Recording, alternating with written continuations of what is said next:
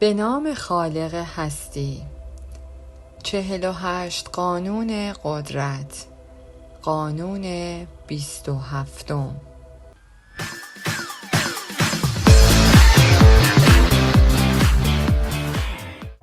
قبل از اینکه خواندن کتاب را آغاز کنم، از شما دوستان عزیزم درخواستی دارم.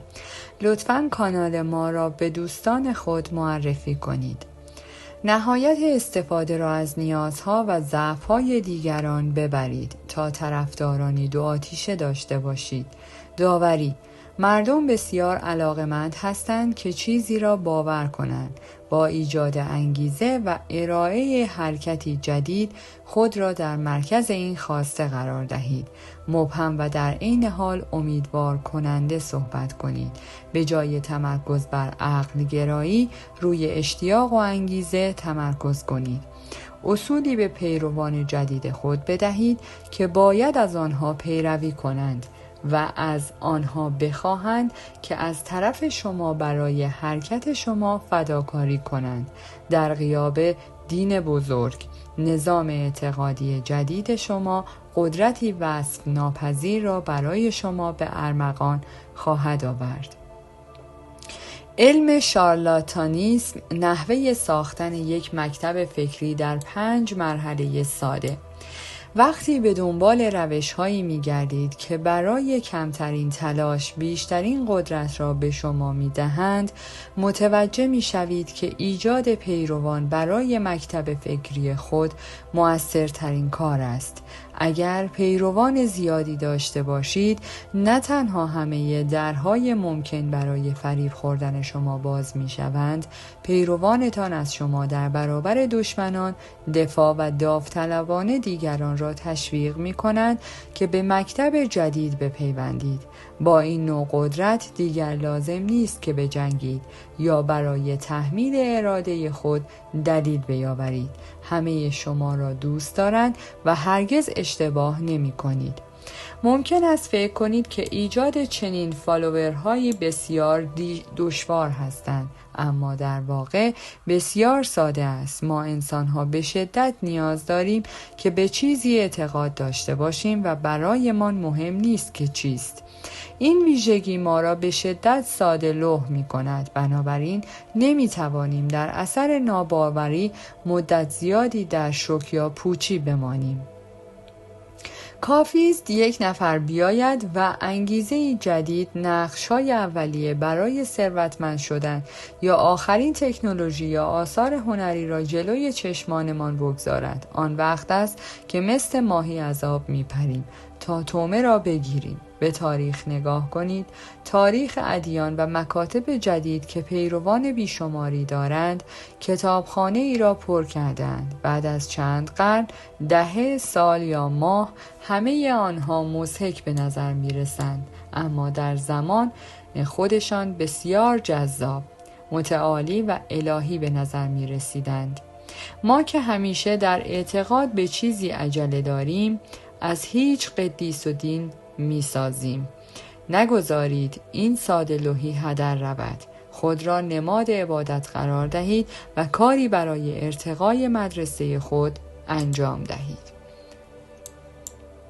خائنان بزرگ اروپایی قرن 16 و 17 مهارت خاصی در هنر فرقه‌گرایی داشتند. آنها نیز مانند ما با سقوط دین، سازمان یافته و گسترش علم در اصل تغییر زندگی می کردند. مردم تشنه انگیزه و ایمان جدید بودند تا به سوی آن بشتابند. کلاهبرداران با فروش اکسیر سلامتی و علم کیمیا ثروتمند شدند. آنها به سرعت از شهری به شهر دیگر حرکت و بر گروه‌های کوچک تمرکز می‌کردند تا اینکه به طور تصادفی به ماهیت انسانی که گروه‌های بزرگتر دور آنها جمع شده بودند پی بردند و فریب آنها آسان‌تر بود. کلاهبردار روی یک سکوی چوبی بزرگ ایستاد و جمعیت دسته دسته دور آن جمع شدند. وقتی افراد عضو یک گروه هستند احساساتی تر می شوند و نمی توانند از منطق خود استفاده کنند. اگر کلاهبردار یکی یکی با آنها صحبت می کرد ممکن بود حرفهایش مضحک به نظر برسد، اما وقتی در جمع بود مردم تحت تاثیر روحیه عمومی توجه ویژه‌ای به او داشتند و در این فاصله کوتاه نمیشد کاری کرد. مشکوک دانستن، شور و اشتیاق مانند یک بیماری واگیردار به همه مردم سرایت میکرد و اگر کسی میخواست بذر شک در دل خود بپاشد با واکنش خشونت آمیزی مواجه میشد. کلاهبرداران با دانش و استفاده از سالها تجربه به پسنداز خود با شرایط زمان تطبیق دادند و توانستند بر علم جذب و حفظ جمعیت و تبدیل جمعیت به فرقه در قالب پیروان خود مسلط شوند. ترفندهای شیادها شاید امروز برای ما عجیب و جالب به نظر برسند، اما هنوز هزاران شیاد بین ما هستند که از همان روش‌های آزموده شده اجداد خود مانند قرنها پیش استفاده می‌کنند. آنها فقط نام اکسیر و شکل فرقه های امروزی خود را تغییر دادند. کلاهبرداران امروزی را می‌توان در همه جا یافت: تجارت، مد، سیاست و هنر. بسیاری از آنها ممکن است به طور سنتی بدون اطلاع از تاریخچه کلاهبرداری دنبال شوند، اما شما می توانید قانونمندتر و از آنها آگاه باشید. کافی است 5 مرحله فرقه گرایی را که اجداد متقلب ما در طول سالیان تجربه انجام داده اند دنبال کنیم. گام 1: مبهم و در عین حال ساده باشید. برای ایجاد فرقه جدید ابتدا باید توجه را به خود جلب کنید. برای انجام این کار لازم نیست کار خاصی انجام دهید، زیرا عمل بسیار واضح است و آنها می توانند دست شما را بخوانند. شما باید با حرفهایتان به این هدف برسید و حرفهایتان مبهم و فریبنده باشند. باید در صحبتها، گفتگوها و مصاحبه‌های اولیه خود 2 اصل را رعایت کنید. از یک طرف قول اتفاقی بزرگ و متحول کننده را بدهید و از طرف دیگر کاملا گنگ صحبت کنید. ترکیب این 2 اصل انواع رویاهای مبهم را در مخاطب شما ایجاد می کند و آنها خودشان حرفهای شما را به هم مرتبط می کنند و می بینند که چه می خواهند. برای جذابتر کردن ابهام از کلماتی استفاده کنید که زیبا به نظر می رسند و در عین حال معانی مبهمی دارند. کلمات پر از گرما و شور هستند و انتخاب عناوین رویایی برای مطالب ساده مؤثر است. همچنین از اعداد استفاده و برای مفاهیم مبهم کلمات جدید ایجاد کنید. با این کار این تصویر ایجاد می شود که شما دانش خاص و عمیقی دارید. به همین ترتیب سعی کنید تم فرقه خود را تازه نگه دارید تا افراد کمتری بتوانند آن را کشف کنند. اگر وعده ها و مفاهیم مبهم، فریبنده و کلمات پرشور به خوبی ترکیب شوند، ممکن است روح افراد را تداعی کند و گروهی از افراد را به اطرافتان بیاورند. اگر خیلی مبهم صحبت کنید هیچ اعتباری کسب نمی کنید، اما خاص بودن خطرناکتر است. اگر به مردم با جزئیات کامل بگویید که با پیروی از فرقه شما به چه چیزی دست خواهند یافت، از شما انتظار دارند که آنها را راضی کنید. علاوه بر مبهم بودن، درخواست شما باید ساده باشد. بیشتر مشکلات مردم ناشی از موارد زیر هستند: اختلالات روانی عمیق، عوامل اجتماعی به هم پیوسته و ریشه هایی که به گذشته برمیگردند و حل آنها به شدت دشوار است. با این حال افراد کمی حوصله برخورد با آنها را دارند و بیشتر مردم می‌خواهند بشنوند که یک راه حل ساده همه مشکلات آنها را حل می‌کند. توانایی ارائه چنین راه حلی قدرت فوق‌العاده‌ای به شما می‌دهد و فالوورها را جذب می‌کند. به جای توضیح دقیق درباره زندگی واقعی، به راه حل‌های ابتدایی اجداد خود، درمان‌های مؤثر دنیای قدیم و مرموز نگاه کنید. گام دوم، بر موضوعات دیداری و عاطفی بیش از موضوعات عقلانی تمرکز کنید. زمانی که افراد شروع به جمع شدن در اطراف یکدیگر می‌کنند، دو خطر وجود دارد: کسالت و بدبینی. اگر حوصله‌شان سر برود، به جای دیگری می‌روند و اگر بدبین باشند، از تفکر منطقی درباره چیزی که شما ارائه می‌دهید فاصله می‌گیرند. فضای مه‌آلودی را که هنرمندانه ایجاد کرده اید از بین برده و به نیت شما پی میبرند. شما باید مردم را سرگرم و بدبین نگه دارید. بهترین ابزار برای این منظور نمایشی با چنین تجهیزاتی است: یک لیوان مهمانی بزرگ را برای پیچ و تاب معاصر پر کنید. با این کار نه تنها متوجه غیر منطقی بودن ایده ها و ایرادات سیستم اعتقادی شما نمی شوند، توجه مخاطبان بیشتری را نیز به خود جلب خواهید کرد. از هر 5 حواس کمک بگیرید: از بخور معطر برای کور کردن حس بویایی، موسیقی آرام بخش برای شنوایی و جداول و نمودارهای رنگی برای بصری استفاده کنید. حتی ممکن است بتوانید با ابزارهای پیشرفته جدید کمی عقل آنها را تحریک کنید و به کار خود پوشش علمی کاذب بدهید. اما آنقدر پیش نروید که دیگران را وادار به فکر کنید. از موضوعات عجیب و غریب و غیر قابل دسترس مانند فرهنگ‌ها و آداب و رسوم عجیب و غریب برای ساخت نمایش استفاده کنید. بنابراین در چنین حالتی معمولی ترین و پیش پا افتاده ترین چیزها فوق‌العاده تلقی می شوند. گام سوم، از شکل مذهب سازمان یافته برای ساختن گروه خود استفاده کنید. وقتی پیروان فرقه شما بزرگ شدند، وقت آن است که آنها را مرتب کنید. یک راه متعالی و راحت پیدا نمایید. مذاهب سازمان یافته از دیرباز تأثیر بیشون و چرایی بر افراد بیشماری داشتند و حتی در عصر امروز که به نظر ما بسیار سکولار و مادی گرایانه است، به این کار ادامه دادند.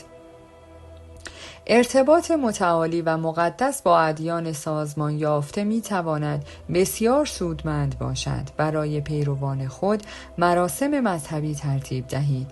سلسله مراتب را در نظر بگیرید و بر اساس تقوا ترویج دهید. همچنین القابی به آنها بدهید که منعکس کننده مفاهیم دینی هستند و از آنها بخواهید که برای افزایش قدرت شما فداکاری کنند. مثل یک انسان پارسا صحبت و رفتار کنید. بالاخره شما یک دیکتاتور نیستید، بلکه کشیش، معلم مذهبی، حکیم یا هر نام دیگری هستید که قدرت واقعی خود را در پوشش دین پنهان کرده است. گام چهارم، منبع درآمد خود را مخفی نگه دارید.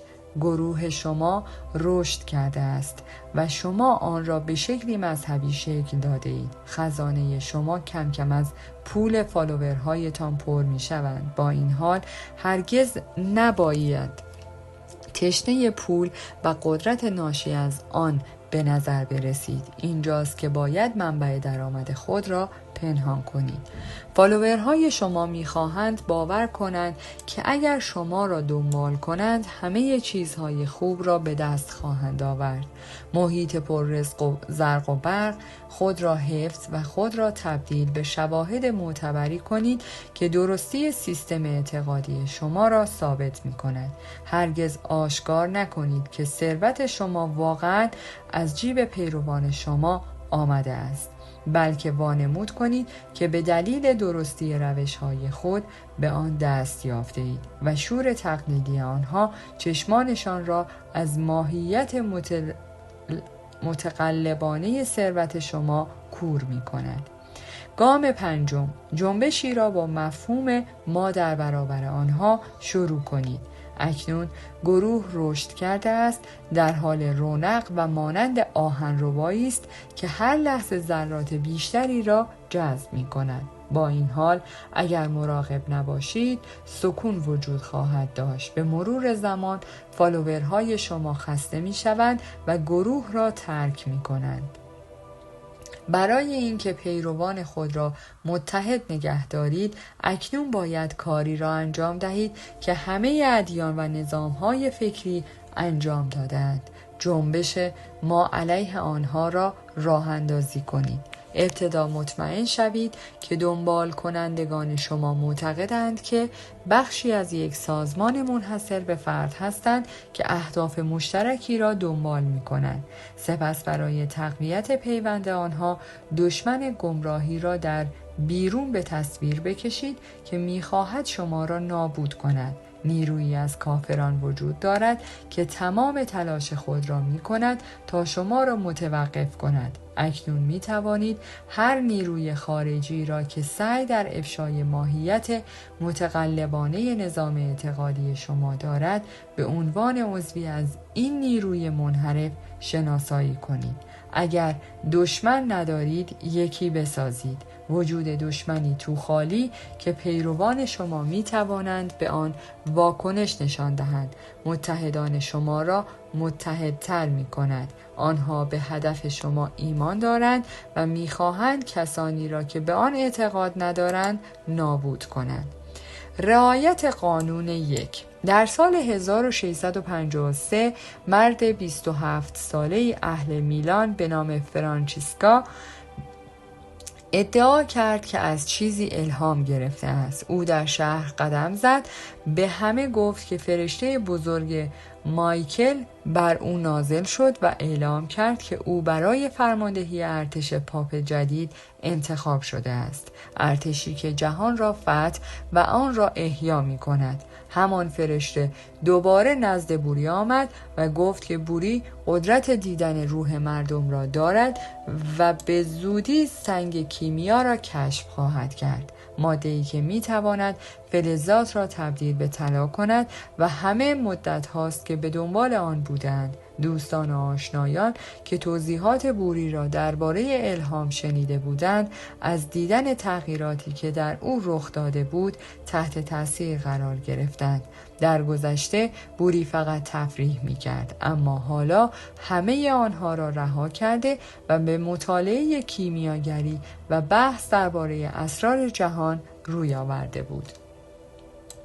این تغییر به قدری ناگهانی و معجزه‌آسا بود و سخنان بوری آنقدر آتشین بودند که به تدریج پیروانی پیدا کرد. متاسفانه کمیته تحقیق ایتالیا متوجه شد آنها هر کس را که در اسرار جهان تحقیق می‌کرد مورد آزار و اذیت قرار می‌دادند. بنابراین بوری ایتالیا را ترک نمود، به اروپا رفت و از اتریش به هلند سفر کرد. سپس به همه گفت خوشبختی برای کسانیه که من رو دنبال میکنن. بوری در هر جایی که زندگی میکرد طرفدارانی را جذب مینمود. روش او ساده بود. او از الهامی که دریافت کرده بود صحبت کرد، الهامی که بیشتر و بیشتر مفصل میشد و به کسانی که به او ایمان داشتند میگفت که میتواند به روح آنها نگاه کند. وقتی شاگرد جدیدی پیدا کرد چند دقیقه با حالتی از وجد به او خیره شد. سپس ادعا کرد که روح آن شخص سطح روشنگری و استعداد او را برای تعالی دیده است. این سخنان امیدوار کننده او را میان یاران روزافزونش خواستنی کرد و در واقع باعث افتخار آنها شد. بوری 6 درجه برای این فرقه داشت که در آن شاگردان بر اساس آنچه بوری در روحشان میدید طبقه بندی می شدند. آنان با تلاش و همت تمام به این فرقه توانستند به درجات بالاتری دست یابند. بوری که او را عالی جناب و پزشک جهانی مینامید از آنها خواسته بود که سخت‌ترین پیمان فقر را با او ببندند و تمام اموال و پولی که داشتند باید به بوری میدادند. اما با دادن اموالشان به بوری مشکلی نداشتند، زیرا بوری به آنها گفته بود به زودی مطالعات خود رو در کیمیاگری تبدیل به نتایج رضایت بخشی خواهم کرد. من تحویل خواهم داد و با کشف کیمیا میتونم هر چقدر که بخوام طلا داشته باشم. با این پول بادآورده بوری به من کمک کرد و سبک زندگی خود را تغییر داد و با شکوه‌ترین آپارتمان شهر را اجاره کرد تا موقتاً در آن اقامت کند و آن را با بهترین مبلمان و تجهیزاتی که جمع‌آوری کرده بود تکمیل کرد. او سوار بر کالسکه‌های جواهراتی که 6 اسب سیاه اصیل آن را می‌کشیدند در شهر چرخید. او هرگز مدت طولانی در جایی نمی‌ماند و وقتی ناپدید می‌شد باید روحیه بیشتری را دور خود جمع می‌کرد و در زمان غیبت اعتبارش بیشتر می‌شد. بوری مشهور شد، اگرچه در واقع هیچ اثر ملموسی ندید. از آن زمان به بعد افراد نابینا، فلج و درمانده از سراسر اروپا به دیدن بوری آمدند، زیرا شایع شده بود که او قدرت شفابخشی دارد. علاوه بر این او بابت خدمات خود پولی دریافت نکرد و همین امر باعث شگفتی او شد. در واقع برخی ادعا کردند که او در برخی شهرها معجزه کرده و فردی را شفا داده است. بوری فقط با اشاره به موفقیت‌هایش مردم را تشویق می‌کرد تا هر چقدر که می‌خواهند پول بدهند. به عنوان مثال ثروت او از مبالغ هنگفتی بود که از طرفداران ثروتمندش دریافت می‌کرد، اما مردم فکر می‌کردند که او به کیمیاگری دست یافته است. کلیسا به آزار و اذیت او ادامه داد و او را کافر و جادوگر خواند. پاسخ بوری به این اتهامات سکوتی محترمانه بود. این فقط اعتبار او را افزایش داد و پیروانش را مشتاق‌تر کرد. همه با خود می گفتند که فقط بزرگان جفا می کنند. چند نفر عیسی را در زمان خود ترک کردند. بوری نیازی به صحبت نداشت، زیرا پیروانش به جایی رسیده بودند که پاپ را ضد مسیح خطاب می کردند. به همین ترتیب قدرت بوری روز به روز بیشتر می شد تا اینکه روزی آمستردام را ترک کرد. مبالغ هنگفتی را قرض گرفت و جواهرات را با خود برد. او مدعی شده بود که می تواند به کمک نیروی الهی ذهنش الماسها را از بین ببرد، اما اکنون در حال فرار بود و سرانجام تفتیش عقاید او را دستگیر کرد. او 20 سال آخر عمرش را در زندان روم گذراند، اما اعتقادش به قدرت الهی آنقدر بالا بود که تا روز مرگش بسیاری از پیروان ثروتمندش از جمله ملکه کریستینا از سوئد به دیدار او آمدند. این بازدید کنندگان با دادن پول و کالا به او امکان ادامه تحقیقاتش را در زمینه کیمیاگری فراهم کردند. تفسیر: به نظر می رسد بوری قبل از تشکیل فرقه خود به طور تصادفی به کشف مهمی دست یافته است. او که از یک زندگی مجلل خسته شده است، تصمیم می‌گیرد آنها را رها و خود را وقف پدیده‌های مرموز جهان کند. با این حال او به خوبی می‌داند که وقتی به تجربه این مرموز به عنوان منبع اشاره می‌کند، می‌خواهد مردم از هر طبقه‌ای بیشتر بشنوند. وقتی متوجه شد که با نسبت دادن این تغییر به یک رویداد بیرونی و مرموز چقدر قدرت به دست آورده است، الهام مصنوعی خود را بیشتر مشروط کرد. هرچه الهام بیشتر باشد، داستان او قانع کننده تر و باورپذیرتر می شود. به یاد داشته باشید مردم علاقه‌ای به شنیدن علت واقعی تغییر ندارند. آنها نمی‌خواهند بشنوند که این تغییر به دلیل کار سخت یا هر دلیل بی اهمیت دیگری مانند خستگی، کسالت یا افسردگی است. آنها دوست دارند به رویدادی فرازمینی اعتقاد داشته باشند. پس دل آنها را نشکنید، به یک منبع اسرارآمیز تغییر شخصی اشاره کنید و به آن رنگ و بوی آسمانی بدهید تا پیروان فرقه‌ای دوست بتوانند در اطراف شما جمع شوند. مسیح باید آینه خواسته های شاگردانش باشد، پس همیشه هدفی والا داشته باشید که هرچه این تخیل بزرگتر و جسورتر باشد بهتر است. رعایت قانون 2. در اوایل دهه 1700 شایعاتی منتشر شدند مبنی بر اینکه یک پزشک سوئیسی به نام مایکل شوپاک رویکرد متفاوتی را برای پزشکی در سراسر اروپا اتخاذ کرده است.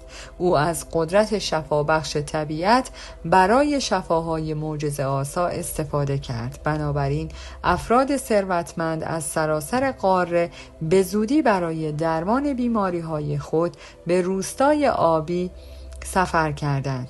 آنها با اعتقاد به اینکه یک پزشک سوئیسی به نام مایکل شوپاک روش درمانی متفاوتی را در پیش گرفته است، با شگفت انگیزترین مناظر طبیعی اروپا در مسیری پرپیچ و خم از میان کوه‌ها آشنا شدند و زمانی که به لانگو رسیدند تقریباً تغییر و روند رو به بهبودی را احساس کردند. شوپاک که به پزشک کوهستانی شهرت داشت، داروخانه‌ای کوچک در شهر داشت.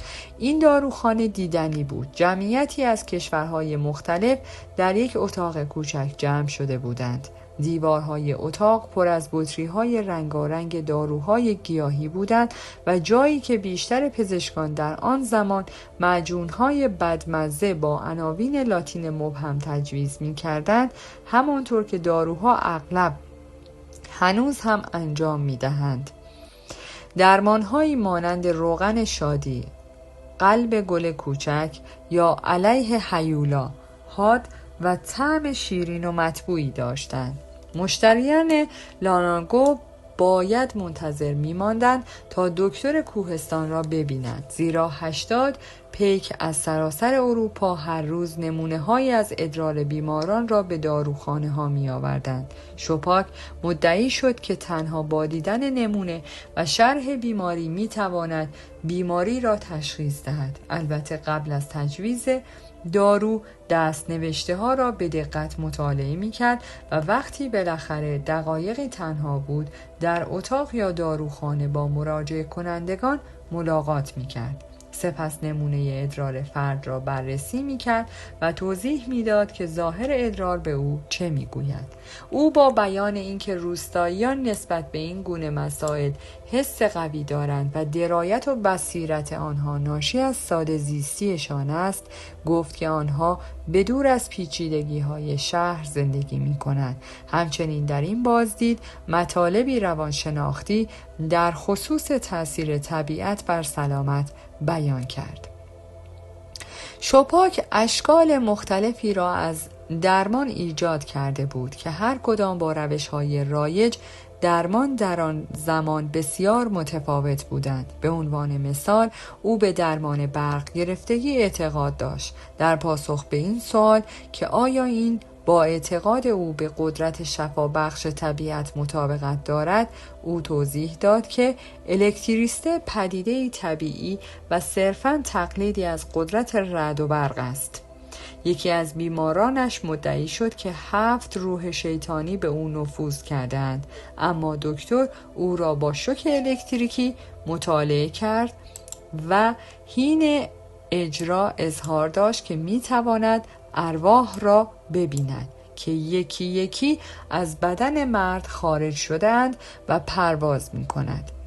دیگری مدعی شد که به همراه راننده خود گاری پر از کاه را بلعیده که باعث درد شدید در قفسه سینه او شده است. پزشک کوهستان با حوصله به سخنان او گوش داد و مدعی شد که صدای شلاق را از شکم مرد میشنود و به او قول معالجه داد. سپس به او مسکن و ملین داد. مرد روی صندلی بیرون داروخانه خوابش برد و به محض بیدار شدن استفراغ کرد که در این هنگام گاری پر از کاه به سرعت از کنار او رد شد. جالب اینجاست که پزشک کوهستان آن را برای این منظور اجاره کرد. بعد صدای شلاق باعث شد بیمار احساس کند که تحت درمان دکتر گاری را بلند کرده است. با گذشت سالها شهرت پزشک کوهستانی افزایش یافت. افراد قدرتمندی با او مشورت کردند و حتی گوته نویسنده به سفری طولانی به روستای خود رفت. پزشک کوهستان مرکز فرقه‌ای از طبیعت گرایان شده بود که در آن هر چیزی طبیعی ارزش پرستش را داشت. شوپاک مشتاق بود تا تأثیری سرگرم کننده و الهام بخش روی بیمارانش بگذارد. یکی از اساتیدی که او را ملاقات کرده است می نویسد یک نفر داخل شرکت میشینه یا میسته، دیگری گاهی به کنسرت میره، با دوستی شام یا نهار میخوره یا به مهمونی میره. آزادی طبیعت تأثیر شادی دارد، همانطور که اگر با خوشی‌های دنیای اشراف آمیخته شود و این طبیعت نتواند هیچ بیماری را درمان کند، دست کم حالات افسردگی و توهمات بیماران را درمان می کند. تفسیر: شوپاک کار خود را به عنوان یک پزشک عادی روستا آغاز کرد. او گاهی در طب خود از داروهای سخت و معالجه‌هایی استفاده می‌کرد که با آنها بزرگ شده بود و ظاهراً به تأثیرات آنها پی می‌برد و این دمنوش‌های گیاهی و درمان‌های طبیعی تأثیر عمیقی بر بیمارانش داشتند.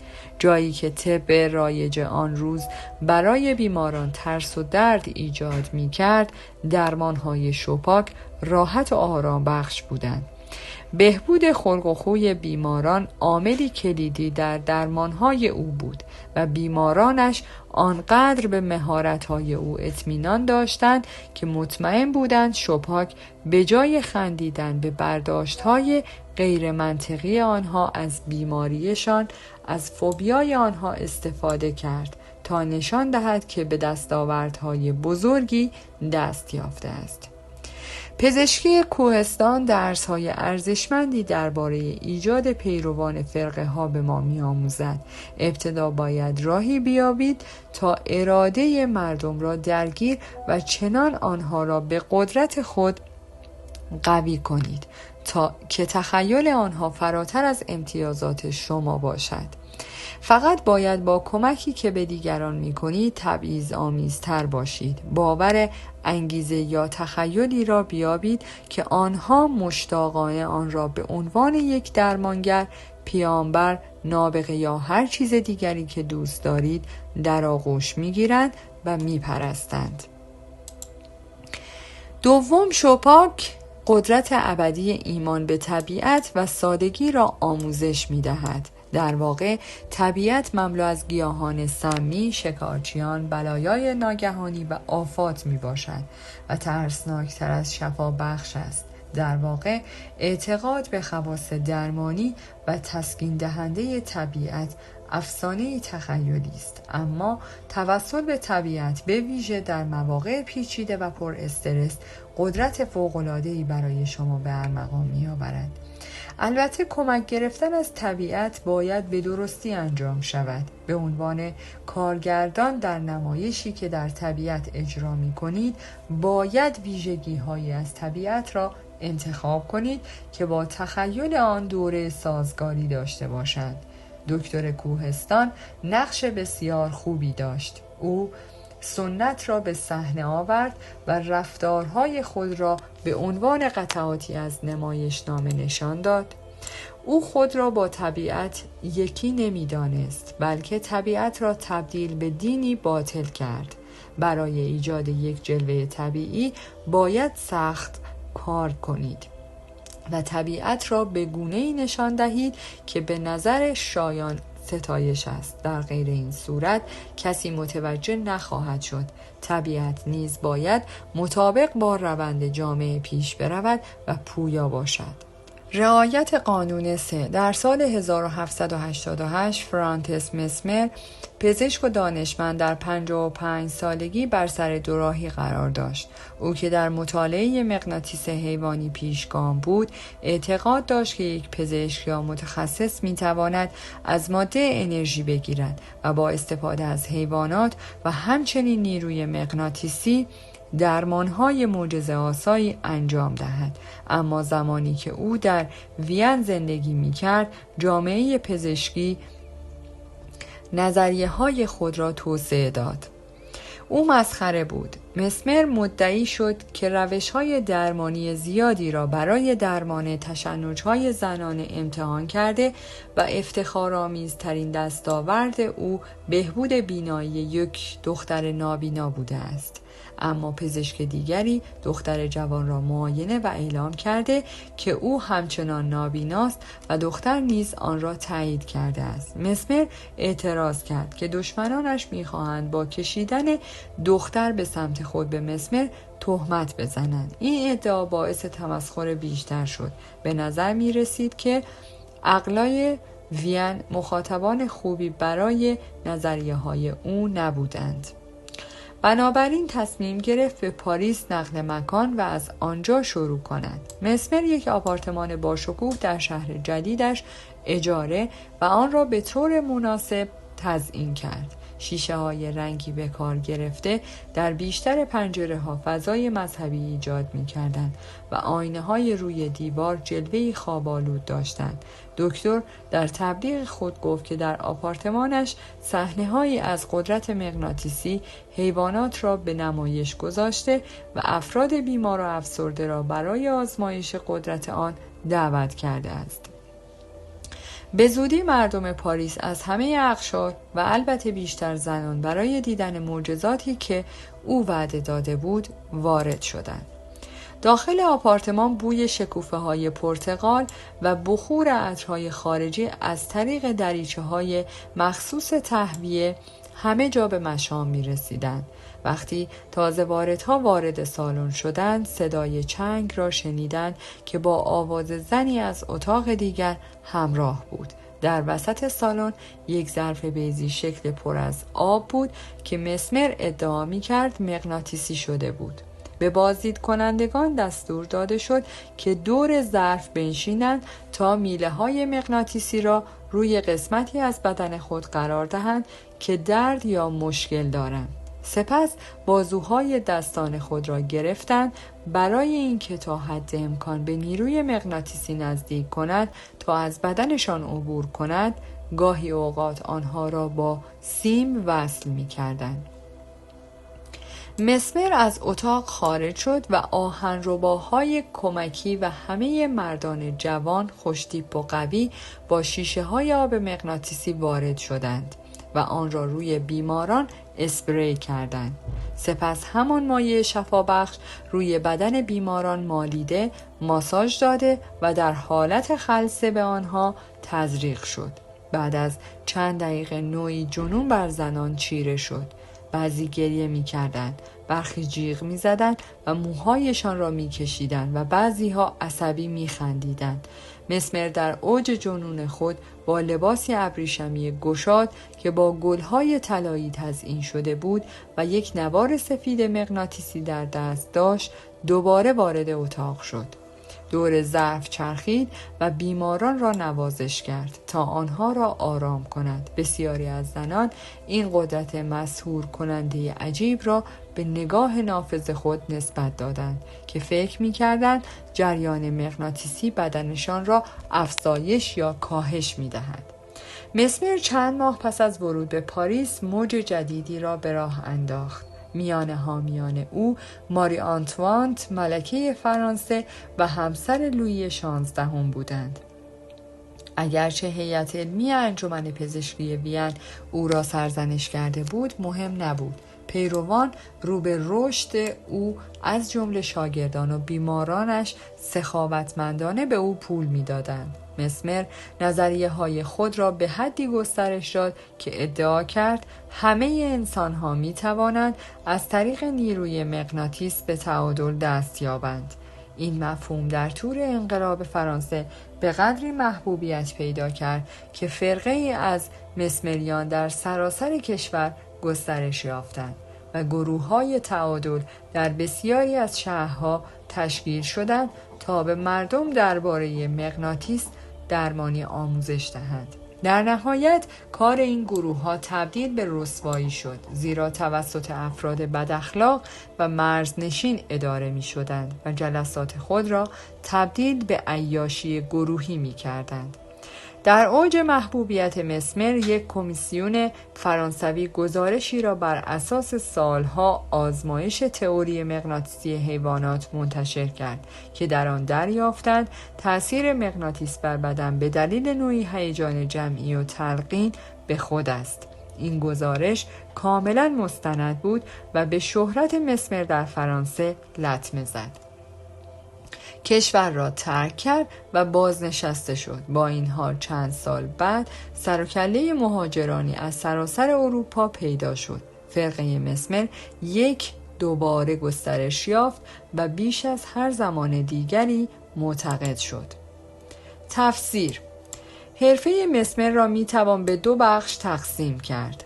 در زمانی که هنوز در وین بود، به وضوح به نظریه خود ایمان داشت و تمام تلاش خود را برای اثبات آن به کار گرفت. اما زمانی که از تلاش‌های خود خسته و با مخالفت همکارانش مواجه شد، سیاست دیگری را در پیش گرفت. او ابتدا به پاریس نقل مکان کرد، جایی که هیچ کس او را نمی شناخت.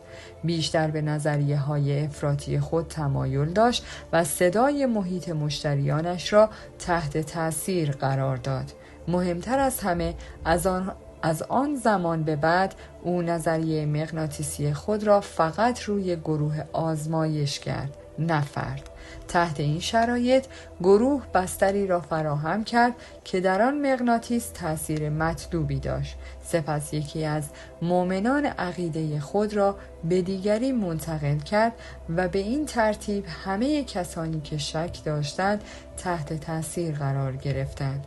بنابراین مسمر از طرفدار تایید شده مغناطیس تبدیل به یک شارلاتان شد که از هر ترفندی در کتاب استفاده می‌کرد تا مردم را مجذوب خود کند. بزرگترین ترفند این بود که با جنسیت سرکوب شده‌ای که زیر سطح هر محیط گروهی حباب می‌کند بازی کرد. در گروهی آرزوی وحدت اجتماعی که کهن‌تر از تمدن است فریاد می‌زدند که بیدار شویم. این میل ممکن است تحت یک دلیل متحد کننده قرار گیرد، اما در زیر آن تمایل جنسی سرکوب شده وجود دارد که شارلاتان می‌داند چگونه از آن برای اهداف خود بهره برداری و دستکاری کند. این درسی است که مسمر به ما می‌آموزد. تمایل ما به شک، فاصله ای که به ما امکان استدلال می دهد، وقتی به یک گروه می پیوندیم از بین می رود. گرمی و مصری بودن گروه بر فرد شکاک چیره می شود. این قدرتی است که با ایجاد یک فرقه به دست می آورید. همچنین با بازی کردن با تمایلات جنسی سرکوب شده افراد، آنها را به اشتباه گرفتن احساسات هیجان زده خود با نشانه هایی از قدرت عرفانی سوق می دهید. شما با کار روی میل تحقق نیافته مردم برای نوعی اتحاد فحشا و بتپرستانه قدرتی بی حد و حصر به دست می آورید. به یاد داشته باشید که فرقه های بسیار اثرگذار دین را با علم ترکیب می کنند. از این رو آخرین دستاوردها را با انگیزه عالی، ایمان اسطوره‌ای و شکل جدیدی از شفا ترکیب کنید. در این صورت مردم نظرات زیادی درباره فرقه مختلط شما خواهند داد و قدرت‌هایی را به شما نسبت می‌دهند که حتی فکر نمی‌کردید بتوانید ادعا کنید. تصویر: آهنربا در نیروی غیبی اجسام را به سمت خود می‌کشند که به نوبه خود مغناطیسی می‌گردند و قطعات دیگری را به سمت خود می‌کشند. قدرت مغناطیسی من به طور مداوم در حال افزایش است، اما اگر آهنربای اصلی را بردارید همه چیز از بین می رود. تبدیل به آهنربا شوید، نیروی نامرئی که تخیلات مردم را جذب می کند و آنها را در کنار هم نگه می دارد. هنگامی که آنها در اطراف شما جمع شدند، هیچ قدرتی نمی تواند آنها را از بین ببرد. قدرت زیاد فریبکار به این دلیل است که به مردم اجازه می دهد آنچه را دوست دارند باور کنند. افراد ساده‌لوح نمی توانند از خود فاصله بگیرند. دور فاضل جمع می شوند، حال و هوای شخصیشان را به آن فضا می افزایند و در نهایت مثل گله گاو تسلیم این توهم می شوند که او با هوشیاری آنها را می خورد. تغییر روی کرد. در بیشتر موارد گروه را راحت‌تر از فرد میتوان فریب داد و این نیز شما را قوی‌تر می‌کند. اما این خطر وجود دارد. هر زمان که گروه به نیت پنهان شما پی برد، دیگر با فرد فریب خورده روبرو نخواهید شد، بلکه یک جمعیت عصبانی به محض اینکه به شما ملحق میشوند روز شما را خراب میکنند. کلاهبرداران همیشه در خطر هستند و زنگ شهر به شهر رفتن را میشنوند، زیرا یک روز معلوم میشود اکسیر آنها کارساز نیست، عقایدشان ساختگی است و اگر تصمیم به موقع نگیرند جان خود را از دست میدهند. در واقع بازی با دم شیر است و همیشه باید مراقب باشید که اگر جرقه‌ای از شک یا دشمنی دیدید که ممکن است جمعیت را علیه شما برانگیزد فرار نکنید. در بازی با احساسات یک جمعیت باید بدانید که چگونه با تمام روحیات و خواسته های گروه سازگار شوید. از جاسوس استفاده کنید. در بالای همه چیز و همیشه آماده فرار باشید. ممکن است ترجیح دهید به جای گروهی به صورت فردی کار کنید. در این صورت آنها را از محیط طبیعی خود دور نگه دارید تا راحت‌تر پیشنهادهای شما را جدی بگیرند. قربانی مناسب را انتخاب کنید تا در صورت لو رفتن راحت‌تر از دست او فرار کنید. در پایان از شما دوستان عزیزم می‌خواهم برای حمایت بیشتر ما کانال ما را به دوستان خود معرفی کنید. برای انرژی بیشتر ما رو لایک کنید و برای ادامه پرقدرت‌تر سابسکرایب. تا درودی دیگر، درود و 200 بدرود.